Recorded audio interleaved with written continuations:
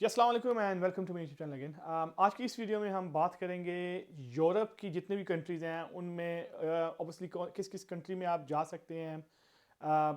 2024 में जितने भी लोग हैं वो अगर यूरोप की तरफ रुझान रखना चाहते हैं अपना, तो उसमें कुछ कुछ कंट्रीज़ हैं जिनमें आपको ये देखना पड़ता है कि किसकी वीज़ा की सक्सेस रेशो ज़्यादा है। ये देखना पड़ता है कि किस कंट्री में ज़्यादा जॉब्स अवेलेबल हैं, किस कंट्री में ज़्यादा अपॉर्चुनिटीज़ अवेलेबल हैं। क्योंकि ऐसा होता है कि वीज़ास तो आपको इजीली मिल सकते हैं, कभी कभी वीज़े जो है वो आप विजिट वीज़े पर चले जाते हैं, टेम्पररी वीज़े पर चले जाते हैं, लेकिन आगे जो एक्चुअल जॉब होती है वो अवेलेबल नहीं होती। तो आज की इस वीडियो में बात करूँगा एक बहुत ही एक्साइटिंग किस्म की कंट्री है जहाँ पर आजकल बेतहाशा किस्म के स्टूडेंट्स जा रहे हैं। कितने भी वर्क परमिट पर लोग आए हुए हैं, और वो सिर्फ और सिर्फ पाकिस्तान से ही नहीं, जितने स्टूडेंट्स यूके आए हुए हैं अपने स्टडी वीज़ा पर, और जितने लोग इधर टेम्प्रेरी वीज़ा पर आए हुए थे, वो उनका भी रुझान आजकल यूरोप की इस कंट्री में बहुत ज़्यादा हो गया है, पोर्चुगाल। अब पोर्चुगाल में इतना ज़्यादा रुझान क्यों है और इसकी क्या वजह है? तो पोर्चुगाल में जो सबसे इजी तरीका आजकल है, जितने भी लोग जा रहे हैं तो कोशिश कर रहे हैं कि टेम्प्रेरी वीज़ा के थ्रू होकर जाएं। टेम्प्रेरी वीज़ा का जो रूट है वो comparing to long process, long visa या 2 साल का या 5 साल का वीज़ा लेने से काफ़ी ईजी पड़ जाता है। जितने भी लोग हैं, आई थिंक 90 to 80% लोग जो हैं वो फर्स्ट टेम्प्रेरी वीज़ा पर जाते हैं, जिसमें आपको जॉब सीकर वीज़ा आ जाता है। जॉब सीकर वीज़ा में सिंपल सिंपल आपने स्टेटमेंट बनानी होती है। उसमें ये लिखना होता है कि यार हम इतने मंथ्स के लिए, ऑब्वियसली अगर आपको 1 ईयर का वीज़ा इशू होता है तो आपने बोलना होता है कि विद इन 3 to 6 मंथ्स हमने उधर जॉब फाइंड करनी है, और हम हमारी ये प्रोफाइल है। उस जॉब को फाइंड करके हमने जो है ऑब्वियसली उसके बाद उस एम्प्लॉय के साथ रहना है और काम करना है। तो जॉब सीकर वीज़ा इसलिए होता है, इसलिए आपको 1 साल के अंदर अंदर, कुछ केसेस में 6 महीने का है, लेकिन मोस्टली 1 साल के अंदर अंदर आपको ये वीज़ा मिलता है। और जॉब सीकर वीज़ा की जो रेशियो है सक्सेस रेशियो, वो काफ़ी बेहतर है कंपेयरिंग टू लॉन्ग टर्म जो वर्क परमिट आपको पाकिस्तान से बैठे बैठे मिल सकते हैं।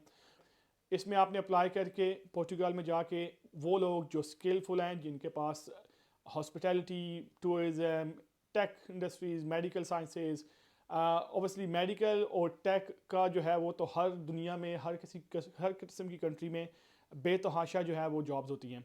उसमें कभी आपको जो है वो ये इस तरह नहीं है कि आपके पास स्किल है, आपके पास एजुकेशन है, आपके पास कंप्लीट डिग्री है, आप बगैर जॉब नहीं बैठ सकते।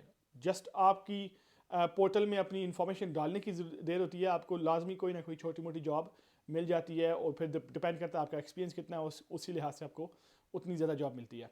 तो इसमें जो रिक्वायरमेंट्स हैं जॉब सीकर वीज़ा में, उसमें यही है कि सिंपल सिंपल आपने अपने अपनी आईडी कार्ड प्रोवाइड करने होते हैं, अपनी स्टेटमेंट प्रोवाइड करनी होती है कि आप क्यों जा रहे हैं। आपको एक लेटर लिखना पड़ता है जिसको आप स्टेटमेंट ऑफ पर्पस कहते हैं, कवर लेटर कहते हैं। उसके बाद आपने जो है उधर की ट्रैवल इंश्योरेंस बाय करनी होती है। Travel insurance most of the European countries में आपको मस्ट होती है।